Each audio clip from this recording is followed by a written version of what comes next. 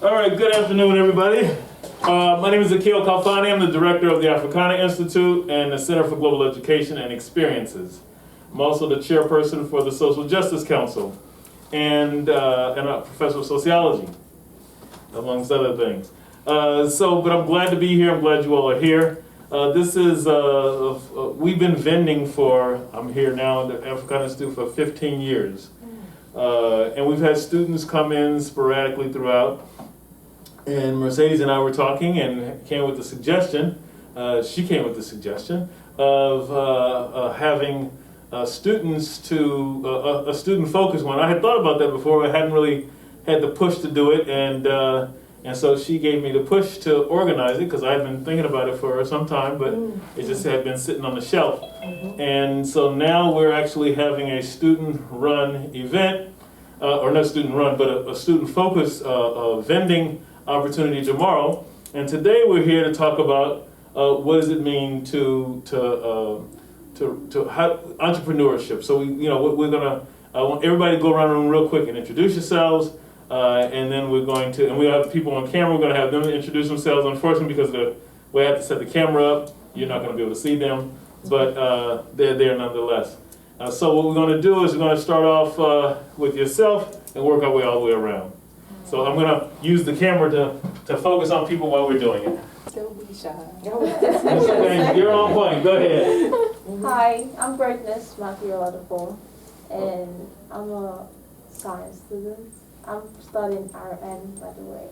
Okay, you're studying RN, very good, thank you.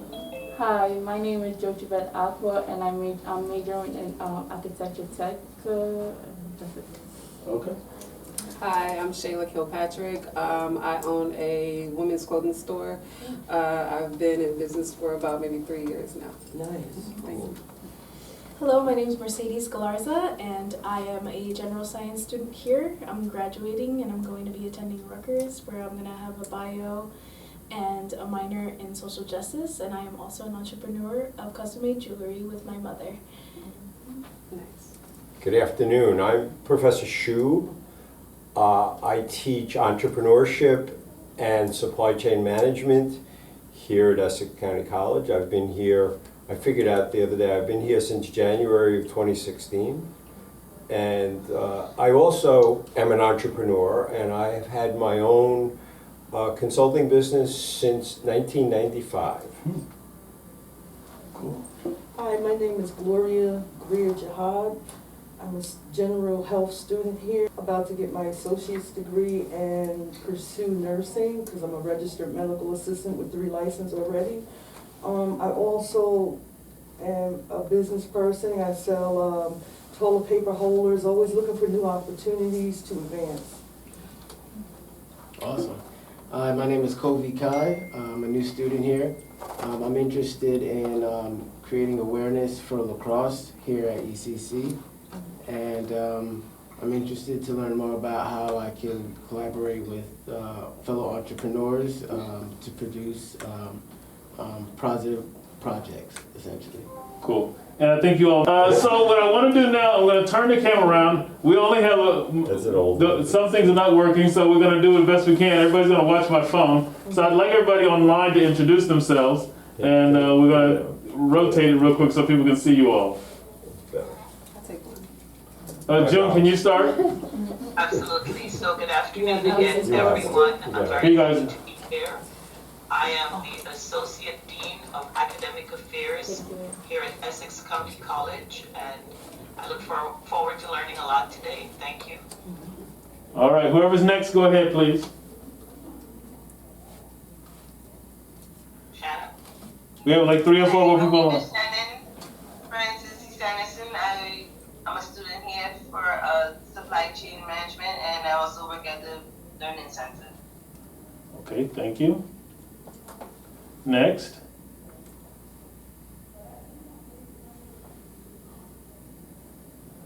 I can't see everybody while we're... Sharif Williams. Sharif Williams, please. All right. Sorry. Hello, good afternoon, everyone. My name is Sharif Williams, and I'm a returning student at Essex County College, and my major is business management. Okay. And thank you very much, Sharif. No, we have one other person who's supposed to be with us, so we're waiting for our other presenter. She's a seasoned vendor. Her name is Lubna. Hopefully she'll be able to join us before too long. I sent her the link. But in the meantime, we're going to go ahead and get started. What I would like to do, I think everybody said their businesses. Let me just tell a little bit of something about what we do and how we do it, and then we can take it from there. So our vending is, as I said before, we've been vending here on campus now for at least 15 years now, and I think maybe somebody did it before me, before I became the director. And what we use the vending opportunity for is to bring community people to campus, to be exposed to campus, to also give them, to create business opportunities for small businesses in town. And it doesn't just have to be Essex County, in Newark, but in Essex County in general. And some people from other places. We've had people come from New York to vend. We've had people come all the way from Delaware to vend. So you know, it's been fabulous in that regard. And so, but we use the money for both programming and for scholarships. And so we've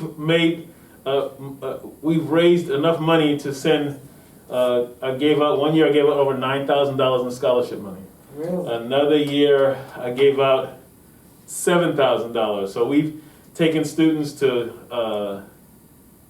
Ghana, to Cuba, all with the assistance of the scholarship money. And so those are some opportunities that are available to students, and that's why we raised the money, is to promote study abroad. And really kind of exploring African culture and experience.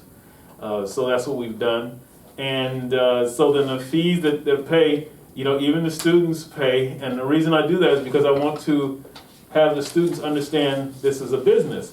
And so then your payment is your investment in your business, right? In the past, I started off with doing just free for students, and then students didn't really value it the same.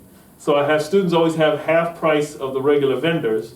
And this, coming back from COVID, our prices have been dropped considerably.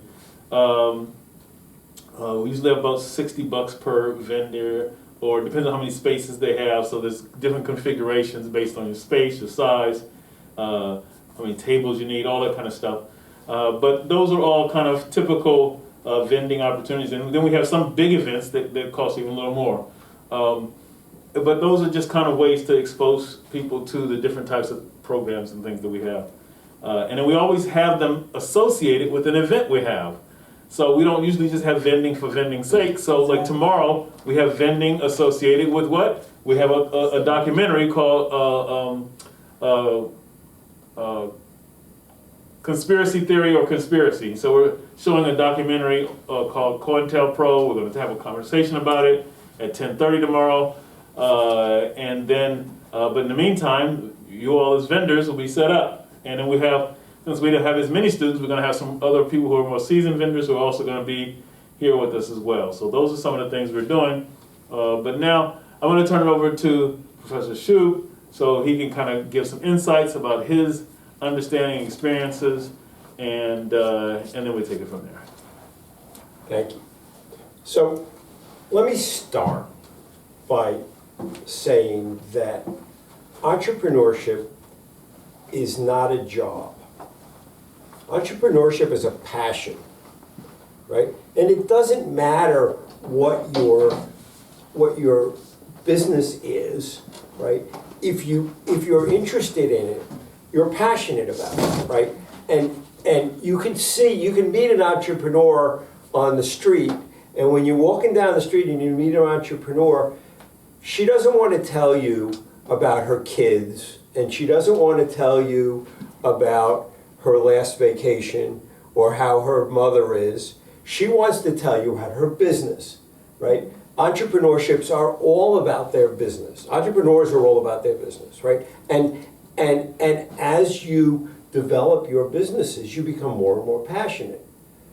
I used to tell my kids when they were little, I used to say, I don't care what you do on Monday morning. I don't care what you do for work. I said, if you want to push a broom and it makes you happy, I'm more than happy to have you push a broom. But the key is that you have to want to get up on Monday morning. You cannot live your life from 4:30 on Friday afternoon until 10:30 Sunday night, right? That's no way to live, right? So you have to want to get, so if you become an entrepreneur and you're passionate about your business, it's thank God it's Monday, I can go back to my business, right? It's too bad I had to go to church on Sunday, I couldn't work then, right? And that's the idea. Now, so once you have that passion, and once you understand that, you know, and once you find the thing that you're passionate about, the rest becomes, it's not easy. Don't let me, you know, tell you, oh, it's a piece of cake, there's nothing to it. You know, I started my business in 1995, and I thought I knew everything there was to know about being in business, and I made every mistake you can make in your entire life. And my business was a disaster for years. And then it finally got its act together in time for COVID. And then it's been a disaster again, right? So entrepreneurship isn't easy, but it's nonetheless my passion, right? So beyond that, you look at, once you got an idea for a business and you got something you want to do, the next sort of thing you have to do is you have to figure out everything you need to know to do it, right? And believe me, you're not ready. I mean, you've had a business for 3 years, you're not ready yet, right? But I mean, that's exactly the problem, right? Because you don't know everything, and you don't, and you know, I mean, you could, I'll advertise my course for 10 seconds. You could take my course, but it's not going to make you know everything you need to know to run a business. It'll give you the you know, the outline. But you sort of have to start by thinking about what it is that you know, what it is that you're an expert in, right? We all have things that we're good at, right? And so you start with the things you're good at, and then you got to look at all the things you need that you're not good at, right? So you know, anybody here an accountant? Part-time. How about online? Anybody out there online an accountant over there? Any accountants online? I have to put together my taxes. No. Yeah. Nobody's accountants, right? So, but the trouble is that if you're going to run a business, you have to understand some aspects of accounting, Bookkeeping. right? So you got two choices. You could study to be an accountant, which seems like a royal waste of time. I don't know why people study to be accountants, right? Or you could bring somebody along with you who knows about accounting, right? So you may have a friend who, for reasons we don't understand, majored in accounting, right? I have a friend who majored in accounting. I still don't understand that, right? So you may have somebody you know who majors in accounting, or if you don't have somebody you know who majored in accounting, you may need to find somebody to work with who majored in accounting, who's an accountant, right? And so you're going to start to find the things that you need to know that you don't know, and you're going to have to find people to help you. And one of the things that I recommend to people who are starting a business is that you need a board of advisors. A board of advisors, if you're a big company that's traded on the stock exchange, you're required by law to have a board of Trustees. trustees. That trustees is not the word I'm looking for, but yes, that. And but since none of you are traded on the stock exchange, you should have a board of advisors. A board of advisors is just a group of smart people. Okay, I have a board of advisors. Pre-COVID, what we did is once a month I bought them lunch, and they told me how stupid I am. It was perfect, right? We'd sit at lunch, and I'd say, I have this great idea, this is what I'm going to do next. And they say, what's the matter with you? And they slap me around a little bit, and they tell me what I did wrong. And most of the time I ignored them, but at least I knew what I was doing wrong, right? I knew that I was consciously ignoring them rather than subconsciously, right? And so you have to have smart people that you can trust. Now, on my board of advisors, I have a banker. She's not my banker, but she's a banker. I have I have a financial guy. He's not my financial guy, but he's a financial guy. He understands accounting and finance and all that stuff. I have a lawyer, not my lawyer, but he's a lawyer, and I've used him for advice, and on occasion I've used him as a lawyer, but primarily he's not my lawyer. He's a lawyer, and he knows about law, right? And so you find people who are smart, who know things, right? And so, I'm not really offering, but you could ask one of your professors, right? You could ask a professor. You need to know something about sociology. Ask him, right? And I have a rate sheet. there you go. All right. So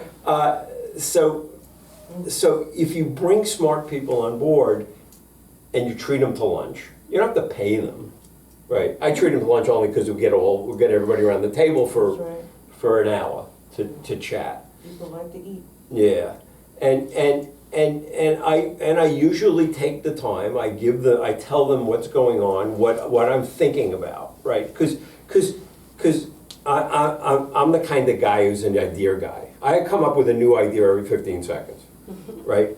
Literally. I mean, I'm constantly. I throw away 99.9% of my ideas, but for example, I'll give you all a great idea.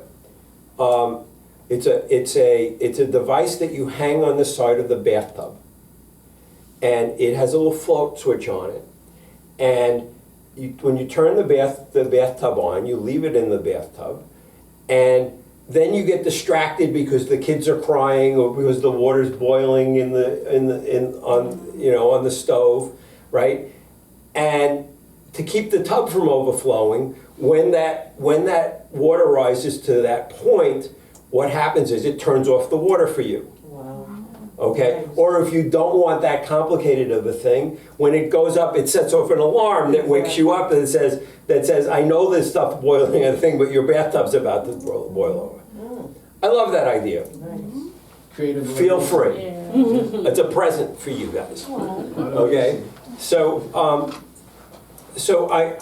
in my business, I'm constantly coming up with ideas as well, right? And when I come up with an idea, I run it by I said, I want to do this activity. They said, well, did you think about this, this, and this? And what about this? And did you know you can't do this because there's a conflict of interest with that, so you have to do something differently, right? And so, it's that kind of relationship that's very important. It's very important to have that kind of feedback, right? And so you get this free advice. It costs $10 for lunch, right? Free advice.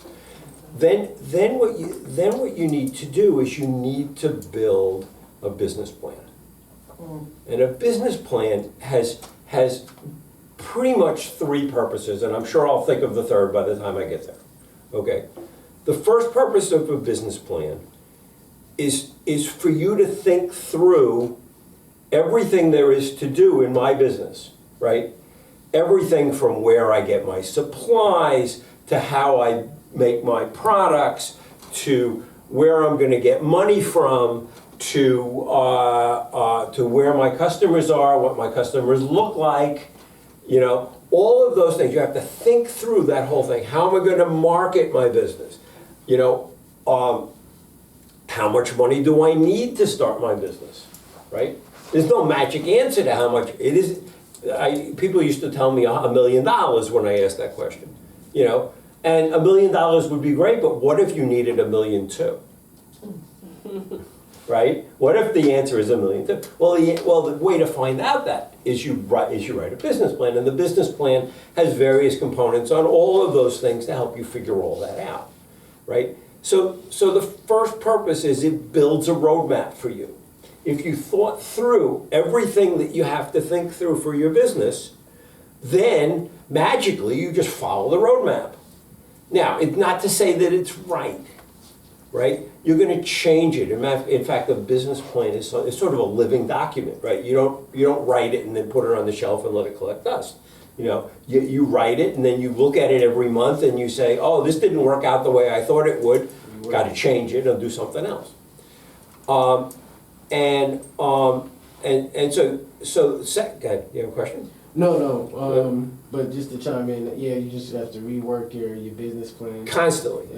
Based Constantly. on trial and everything that you might go through. What I tell my class is the first year or two you're in business, you're going to look at it every month, especially because you don't have any idea what's going to happen. So you have to constantly look at it. And I said I'm going to sell 500 cell phone covers this month, and then I look at the thing and I only sold 300. So do I have to change my plan, or am I going to sell 800 next month? I don't know. But I have to look and see if there are trends going on, right? So I have to look at it from that. After a year or so, you don't have to look at it quite so frequently, because you begin to understand your business, and then maybe it's look at it monthly, and then maybe it's look at it quarterly, right? After 26 years, I look at it once a year. I sit down at the end of the year. I look at what last year looked like. I tweak my plan for the next year, and I monitor it, but I don't read it in detail. I read it in detail once a year, right? So yeah, it's always tweaked, constantly. So the second purpose of a business plan, and I said there were three. All right, the second purpose of a business plan is to prove to people who might give you or loan you money that you know what you're doing, right? If you want $100,000 from me, anybody want $100,000 from me? Yeah, everybody does. You got to prove to me that you know what you're doing. You got to prove to me that you understand the business and you've thought it through. And I don't know anything about your business, but if I know more about it than you do, you're not getting any money from me, right? I mean, that's the way it works, right? So you have to prove to me you understand. So I'm going to read your business plan, and I'm going to see when I read your business plan whether it makes sense to me, right? And that includes your estimates on what your financials are going to be, right? If I think it's going to take $1.5 million to make this work, and you're asking for $50 million, you're not going to get it, because it won't make any sense to me. Conversely, if I think it's $1.5 million to do this, and you're asking for $500,000, you're not going to get it either, because it's not going to work, right? The reason why businesses fail is primarily because there's not enough money, right? And so you have to have enough money to start.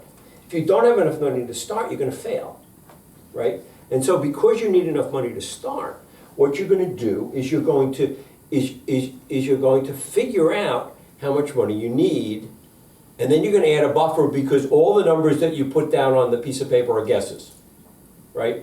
So you better have a big enough buffer. And any investor who's actually interested in your business is going to turn around and say, you don't have enough buffer, or that's fine, makes perfect sense to me, let me help you and let's do this. What percent do you think a person should have on a buffer? It depends on how unusual the business is, right? If you were starting a gas stations are pretty standard in how they work, right? You can pretty much figure out how much gas you're going to sell, and the rates are pretty much standard across the board, right? They're all too high, but they're pretty much standard across the board, right? So that doesn't need as much of a buffer as if you're doing my idea with the float, right? How many are you going to sell? right? You have no idea, right? You gonna sell any, or you gonna sell, or is it gonna be the next hottest thing on the market, right? You know, so because you don't know that, the less you know, the more variable it is, the more variable, the more buffer you need, right? But the trick is that you're asking people for money, right? And it's gonna be hard to get somebody to give you money, but don't come back. Don't ask for $100,000 and then come back 2 months later and say, oops, I needed 120, right?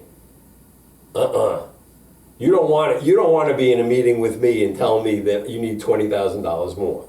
If you told me 120 when we started, you'd get it, right? But don't tell me 100,000 and then come back 2 months later. That would be very ugly. It would not be a pleasant meeting for anybody. Okay. Okay. So that's two people. So the second reason is because you want to show people who might be investing with you that you understand the business. You understand what this business is going to be like, what this is for, why, you know, how this is going to work. The third thing that you need to know, that you need to write a business plan for, is for other people that are interested in your business. For example, mommy. Mommy's going to want to know what you're doing. You know, I have to tell you, when I started my business, so many of my parents and my aunt and uncle, they just pat me on the head and they say, "That's good, Brian. Now go get a real job." Right? So you want to show them, you want to have something to show them, to say, this is what I'm doing, this is what my business is about. You want to show people who work for you, who come to work for you, what it is that is going to be expected of them. What is it this business about? How are you going to contribute to this business as somebody who works, who's going to work in this business, work for me? You're going to want to show. Now, you're not going to show everybody the same thing, right? Trust me, my employees have never seen my financials. It's absolutely none of their business. But they do see the operations plan and how it's supposed to work and what their jobs are, right? Exactly. And so it's those things. Yeah, what's that? What consists of your financials? Like, what's the kind of like the breakdown would be?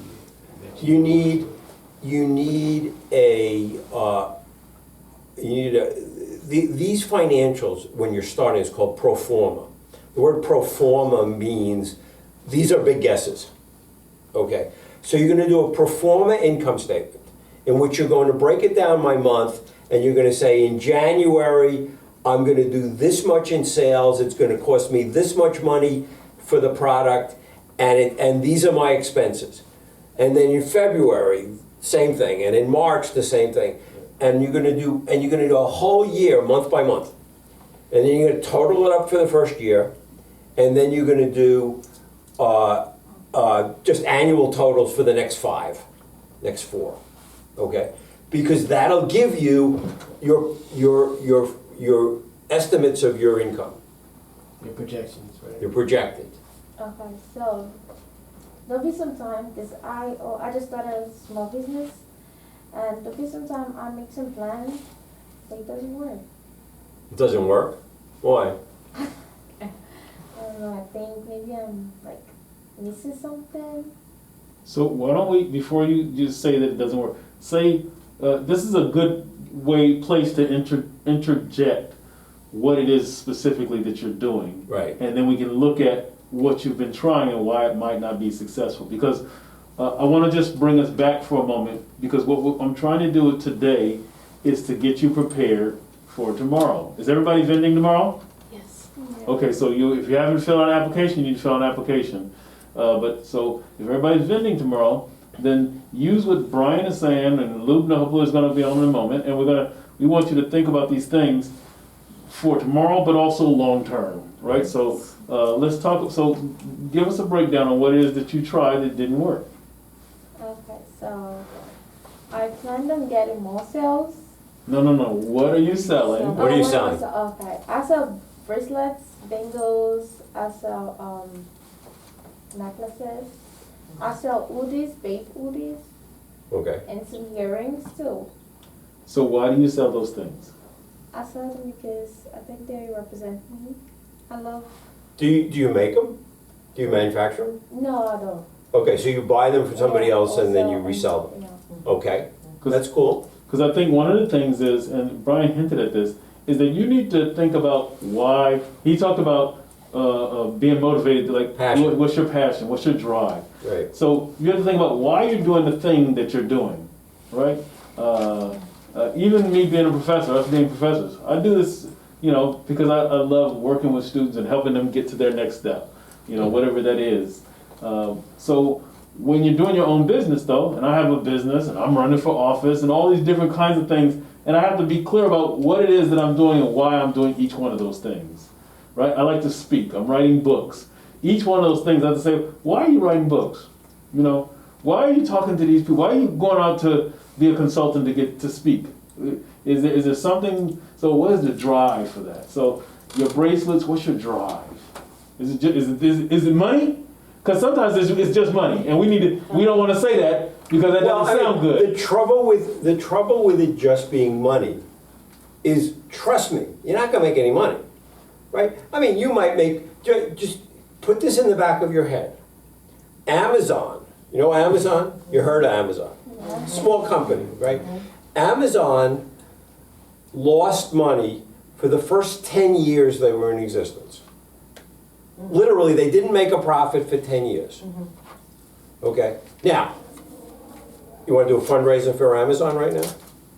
I don't think so. Right? Amazon is doing fine, thank you very much. They don't pay their taxes. Yeah. Well, they're not violating the law by not paying taxes. They're playing by the rules. They have part of their production in overseas, essentially. Yeah. And due to certain regulations, they're able to. But the fact is, it's legal. And if you don't like it legal, run for office and change it, right? So but as a businessman, yeah. you're going to pay as little taxes as you can get away with, Right. right?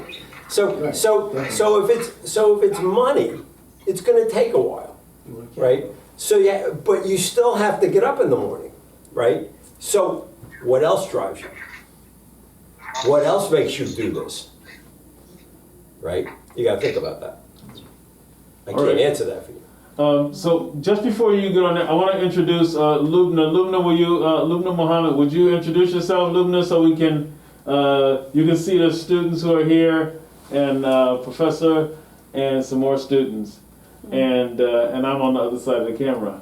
But I just want you to take a moment to introduce yourself and say hello to everybody, and then we'll have one of the students is saying something. So why don't you go ahead and finish what you were saying? Okay, so I'm not doing it for money though. I'm just doing it because I do want to establish myself. That's one thing for sure. And secondly, I guess that I want to affect my motto is the passionate. I love being passionate about what I do, and I just want to make women feel good. At first, I women and kids, because I'm based on the things I sell is more of women and kids, to make them feel good and be pleasant to themselves. And now I'm thinking of adding men too. Women are still the ones who feel good about themselves. Children shouldn't be the only people who feel good about themselves.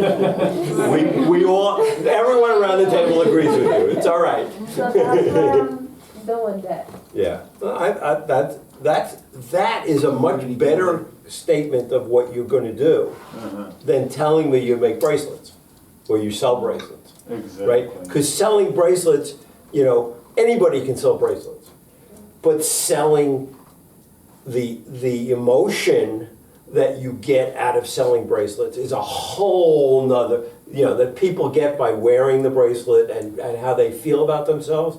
That's a whole nother game, and that's a much better business plan. Like Lance Armstrong with Live Strong with the yellow bracelet. Yeah. I mean, it was nothing, a piece of rubber, but it's what's behind it, right? It's what it means. that makes it so interesting. Exactly. Like breast cancer bracelets and The things breast like that. cancer bracelets, you know, and, Hold on one second. Lubna, can you hear us now? Yes, I can. Okay, great. I apologize. No problem. So we're gonna ask you to introduce yourself, and we've already started, and we have, you can see the students and faculty person, Professor Shub, who all here. Say hello. Hi. So Welcome. she's a long-time vendor and friend here. She used to have a store right down on Central and Broad Street, and so now she does all kinds of different things. So Lubna, the floor is yours. Okay, good afternoon, everyone, and I must apologize. It was very difficult getting online. But I do have a company, have been an entrepreneur for over 46 years, and not even going on 48 years. I had a store downtown on Broad and Central Avenue for 20 years there. And I surrendered the brick and mortar to take care of my mother in Florida. But I have done several things here in Newark. I started out many years ago, about 45 years ago, being a dressmaker. So I did that about 35 years, which I love and still do part-time now. So now my next venture is making all natural body products for hair and body as well. Skin care, everything is handmade, 100% handmade, and made for the entire family, and I love them. Then I went through quite a few great experiences in being an entrepreneur. So I jotted down some things, and I know I'm coming in the middle, and maybe you have really actually spoke about these things. But when I first started out, a lot of times you start out want to be a business owner, but do not have all the information you need to proceed. So I did pursue with Rutgers the small business, minority business there, and that was very helpful for me. I got my business registered, a LLC. So if you are going to deal with being a business, or you're going to question, are you going to be a part-time vendor or a business owner, or you're going to be a full-time business owner? So those are some of the things that I was facing with. And so I went and got licensed. I got my license. I got my vendor's license. I got registered through the state of New Jersey. I registered my company as an LLC.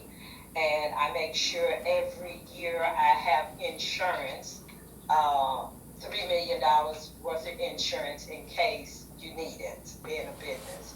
So one thing about a LLC, if you're registered with the state of New Jersey, see if you own a home or own a car or something like that, and something maybe happen along the way, they will go after your company and not after your personal assets. So that is one of the things that I want to speak about.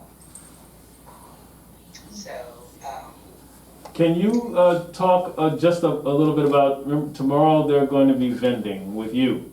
So she's going to be vending with you.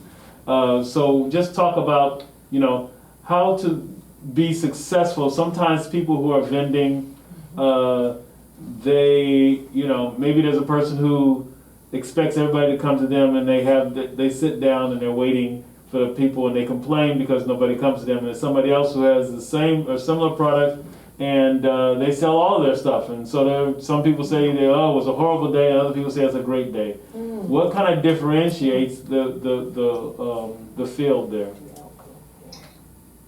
first of all, when you come, you have a mindset of you want to be successful, perseverance, in reference to and having confidence in your product. Whatever your product is, having confidence and having the passion to sell your products. So if someone comes to your table, and first of all, you acknowledge them. I don't care if it's 5 people there and they come different time or the same time. The number one thing, everyone wants to be important when they are spending money with you. They want to feel like they're at home or walking a day in the park or just feeling good about spending money with you. And you want to perceive that and give them that feeling. Okay?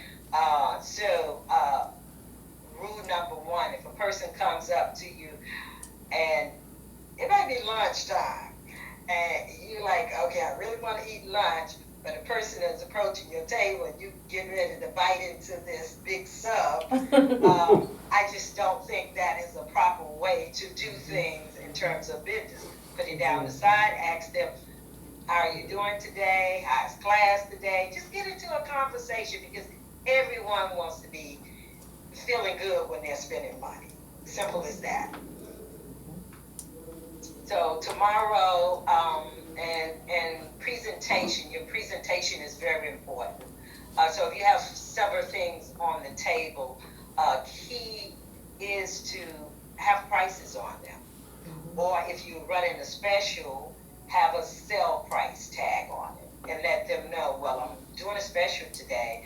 This product was original $10, but today you can save $2. It's only $8. And one thing a person loves to save money. Everybody loves a good product and to save money buying that product. Yes. So anyone have any questions for me?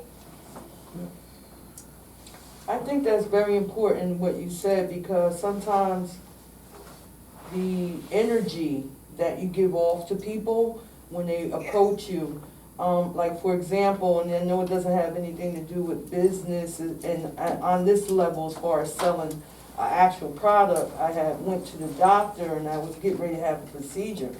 And when I walked in, the receptionist was so busy with paperwork, she never acknowledged me. Then she called my name, again, never acknowledged me, and said, you need to fill out this and that. And I stopped her.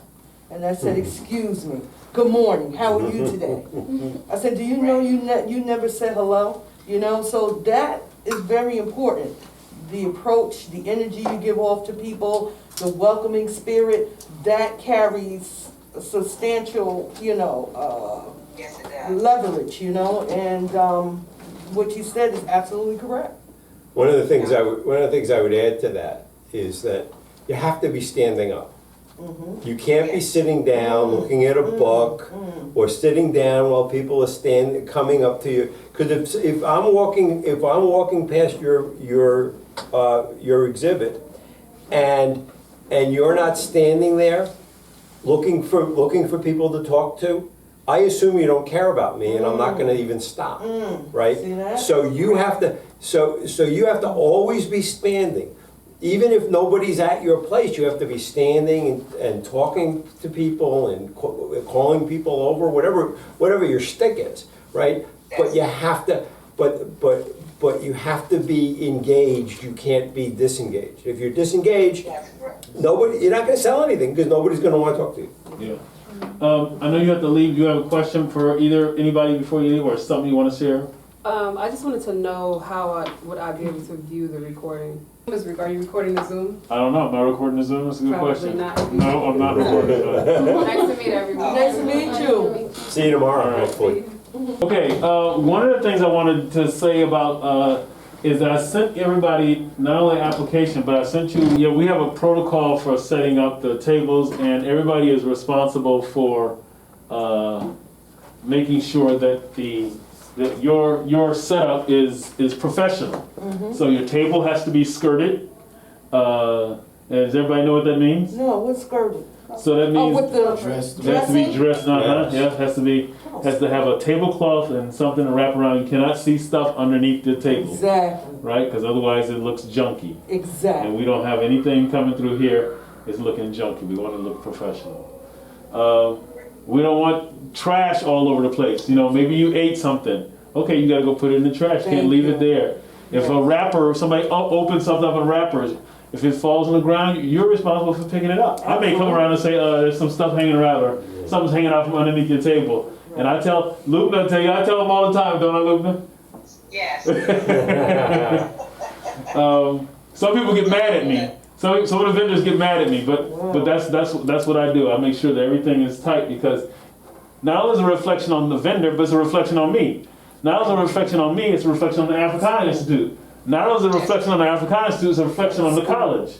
And so I want all those who are vending to put their best foot forward, so that the college, when people come here who have nothing to do with it, they're like, wow, they have a professional vending thing. If you think about it, if I didn't care and everybody came up there vending, however, and some body who wants to give the college $1 million comes by and it's all looking ragged and trash all over, they would be like, I don't think so, right? But when they come by and they see the booths that we have set up, they know that it's professional. So that's an important piece. No counterfeit material. So, pocketbooks and everything. If it says Louis Vuitton on it, it better be a Louis Vuitton bag. Can I sell any counterfeit items here? Can't sell alcohol, can't sell cigarettes. Because you have to have a license to sell that stuff, so you can't do any of that kind of stuff You here. sell alcohol out of your trunk in the I don't want to know nothing about it. But everything's got to be professional. You can't sell no lottery tickets. So those are some of the things that are important tomorrow. If you haven't looked at that slide, I encourage you to look at it so that you're aware of what the expectations are. If you come ill-prepared, I'll have a fabric that we'll slap on your table. But that's not our responsibility. It's your responsibility. And my thing is to help you be professional, learn how to be professional. Yes. So I want you to come with what it is the way you want to present it, because if you think about it, it represents you to think about how to do it in such a way. So that's why I encourage students to even practice at home. Exactly. Set up your layout, see what it looks like, figure out what you're going to do, and you'll see that you'll have a much more professional looking thing, and you're going to get more business than a person whose thing looks raggedy. Exactly. Trust me, I've seen it over the years. Exactly. Somebody's table who looks raggedy, and then they wonder why nobody bought anything from them. Nobody wants to come to your table. Exactly. By the way, you have to dress well too. You can't dress exactly. raggedy. Yes. Your personal presentation is a part of the process. Yes. Absolutely. I have a question. If you produce a film, is it possible to create products that support it and have it via a pipeline? Or? Sure. You mean like if you're selling T-shirts or bracelets or something? I don't understand. As memorabilia, that could be considered memorabilia from the film that they watch. Sure. They can, of course.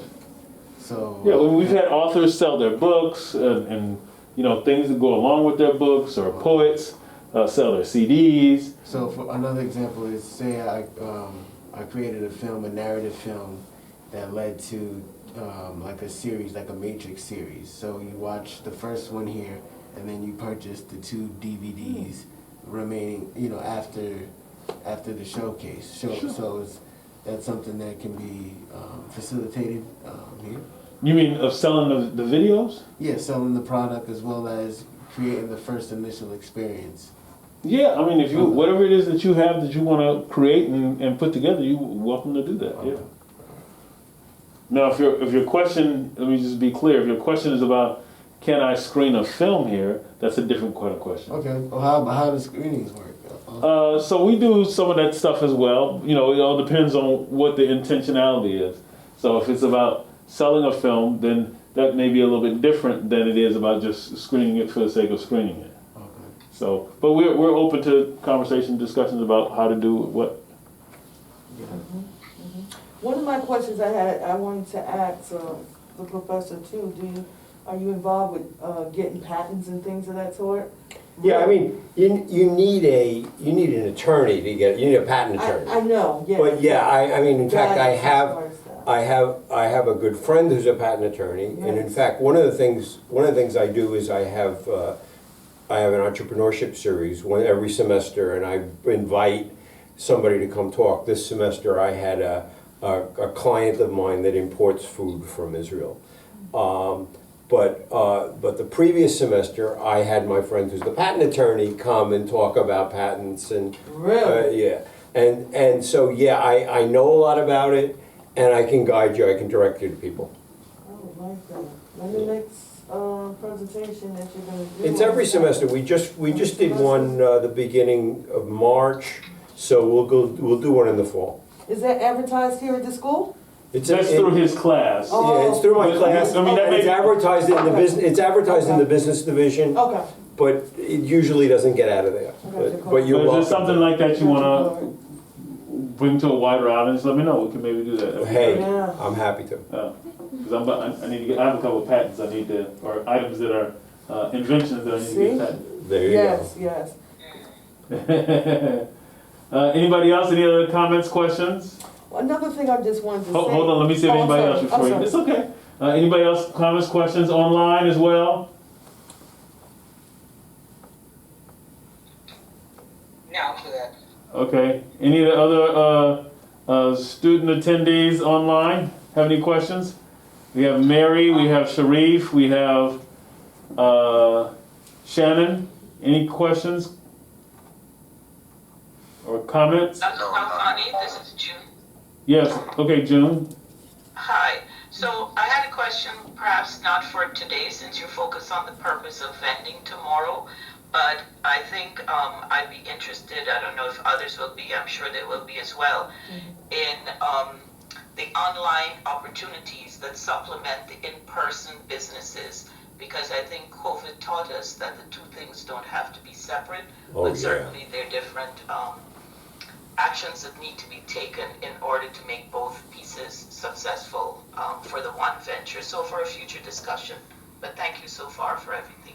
Can you articulate a little more what you mean? Are you talking about having an online business or what? I'm not exactly clear on what you mean. Well, okay, so each person who is passionate about what they're doing and the product they're making or acquiring for sale, they may have found in COVID that you couldn't get the in-person traffic that you can perhaps get now, even though it's moving slowly to pick up.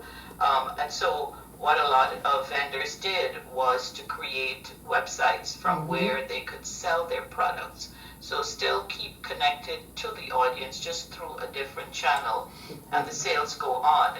So, clearly for a different discussion and a different level of development in, the business ventures that each person might be pursuing.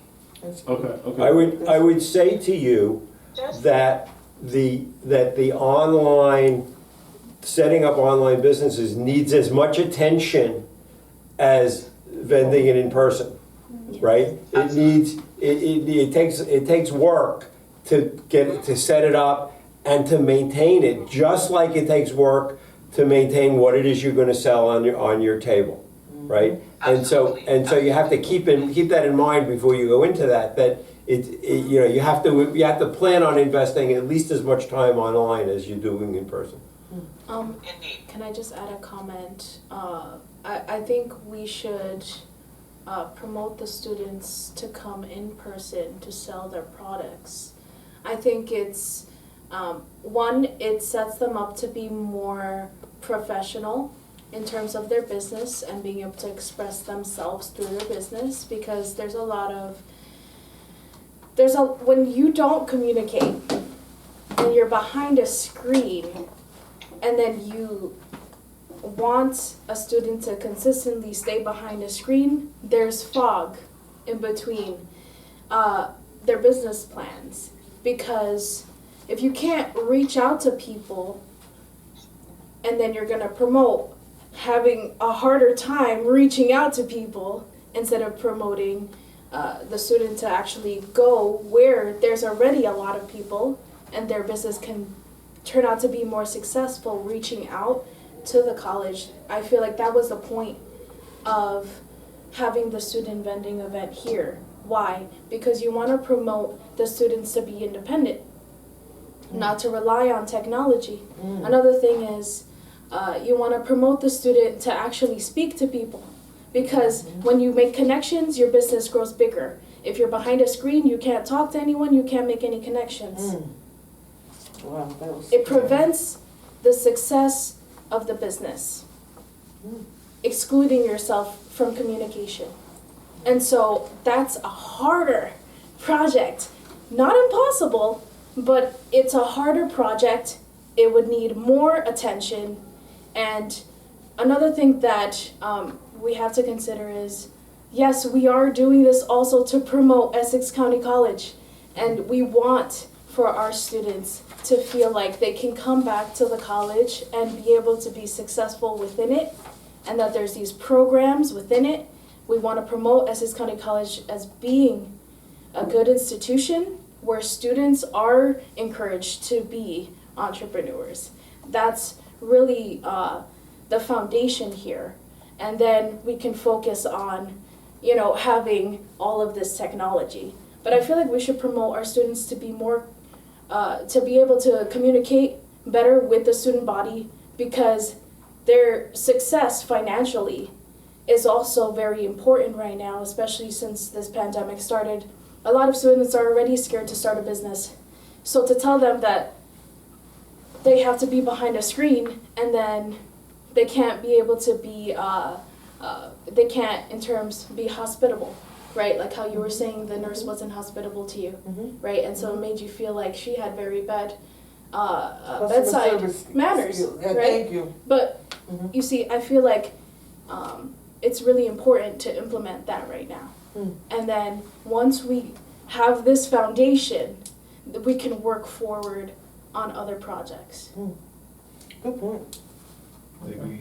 I mean, I don't necessarily see them as mutually exclusive. Right, that's what I'm I thinking. I think that, there's the ability to work on both of these. Just like, for instance, here at the college, we have both hybrid, online, It's just a virtual. Student's perspective, right? I'm not, So it's different, We're kind of getting lost It's into the different. virtual and the tech and especially the mobile phone. I would like to. So, and this is based off of our COVID-19 experience, where we had to adapt based off of whatever media coverage articulated to everyone to follow. So because of that, a lot of them feel like that is the way forward for the future. So they're neglecting other areas of starting businesses. Social skills. And social skills as well. So now they have all these online platforms where you can find freelancers, you can find this, you can find that, and they feel like they can just design whatever, just put it up there, and then the money's supposed to just come to your bank account. And it's not like that. You also need engagement with, like we were saying, with people, passion, yeah. and being passionate about your product and whatever you're selling. So I know that those are points that need to be promoted to the student body so that they're not lost in whatever is moving forward within tech and entrepreneurship. all right, good. I think, Luna, you were trying to say something? Yes, what I like to say, just piggyback on the sister there, one-on-one for business connection really actually keeps your doors open, your network open. I have found over 40-some years, and I do have customers that I have had for 40-some years. And I know that the reason why I have had those customers as long as I have had them because the one-on-one connection that we have. And I know the Zoom and the website. I do have a website which every now and then I'll plug into and just send out some emails and say, go to ishaynow.com, new products. But the one-on-one connection keeps your doors open, keeps your business open. Yeah. So I wanted to mention to you, that connection. I've been in business for 26 years. I have a client that I've had for 26 years, and now it's his son that's my client because he's retired and doesn't work there anymore. But his son is my client, and I've had them continuously for that very reason, that we make a good connection. Yeah. I have one comment, please. Yes. Ms. Mohammed. Yes. You You will not remember me, but I do know your store that was at the corner there of Central and Broad Street. I used to stop there frequently with my then 6-year-old son some years ago. He's now 22. Okay. But I do remember you, and I remember the connections. And yes, so I am a customer, but I will check you out online. Since you no longer have a storefront, I will check you online. So, you know, I do appreciate all of the comments about the connection. There's nothing like making a connection. Relationship building is one of the keys to success in everything we do in life. So absolutely, you know, to the student who advocated for in-person and making that connection, 100% yes, those are skills, life skills that you build through practice. So I understand that, and I do also appreciate where new technology can take us to new frontiers in terms of customer acquisition, because that is kind of where the world is. So, you know, how we do business, we do in person, we do online. So, like I said, the discussion not for the purpose of tomorrow's vending, but for some future discussion. Yes. And also to add on to that, Bitcoin, has everybody been introduced to Bitcoin and its benefits and perks? No? Well, yeah, BTC, it's a short acronym for it, is on the rise. Currently it went up to, in the past couple months, it went up to 60,000. Now it's down to 40,000. It's kind of volatile, but it's more than just a currency. It has its technology that supports it. Which is a kind of like a blockchain. Blockchain open frame network. And once you start to explore that, you'll start to learn more about where Web 3.0 is leading and heading to. So that's something that evolves in terms of our commerce and of the sort. All right. Does anybody have any other questions about tomorrow? Everybody knows. Huh? What are the hours? Tomorrow the hours are, I think I told you all need to be set up by 9 o'clock, till 4 o'clock. 9 to 4. Yes. I filled the form online, but I didn't get any response yet. What's your name? Greatness. Huh? Greatness. Online, I used my Essex County email to fill the form. Yeah, I don't recall seeing it, but you can fill it out while you're here. Okay. Did you give me your form yet? Yes, you did. But did you go upstairs? I can give you the yellow form if you Okay, yeah. I already paid. Okay, good. Any other comments, questions? I think it's been very fruitful. Well, actually, no, let me ask you, how do you think this has been? Has it been useful? Very useful. Yes? Yes. All right, I should have a survey for you all. But I don't. I think that it's so important for the students to understand that this is a resource in the college. And I think that it can be a stepping stone for students, entrepreneurs, especially in the business division, to wanna have a business, because they're seeing other students, and of course we wanna replicate what makes us so excited. And so when we look at these things, you know, when we look at people, these students vending, it motivates other students to want to come out and do it and think of different ideas and want to be creative. And I think that, you know, it's important to have this here. All right, well, I want to thank everyone for joining us. I want to thank Professor Shub for coming out and supporting us. I want to thank Sister Lubna for coming out and supporting us, and Dean Prasad, and all the students. We look forward to you all being here tomorrow. Please be here nice, bright, and early so that you can get your stuff set up, because we try to make sure that we're not setting up, you know, if you're not here after a certain point, you can't set up, because we can't have people setting up all day long. There used to be something that I didn't have a firm thing on, and people would be coming here setting up at 10, somebody set up at 12. I said, can't do that anymore, because you're carrying product all over the place, and you know, it looks a mess. So you got to have everything here and set up between, well, if you said by 9, that means you need to be here by 8:30 at the latest. So that's what we'll do. And any closing thoughts, Alumna? Or you good? See y'all guys tomorrow. We're gonna do well. We're gonna make some money and perseverance, and just keep the smile on and make everybody feel like they need your product. Professor Shu, any closing words? Good luck tomorrow, and stay focused, and let me know how you do. Okay. All right, very good, everybody. Thank you all, and have a good afternoon. If you haven't filled out your form, I'll print some up, and you can come to them now, and then you got to go and pay. So have a good afternoon, and we will see you tomorrow early. Thank you. Thank you. Have a good one. Thank you.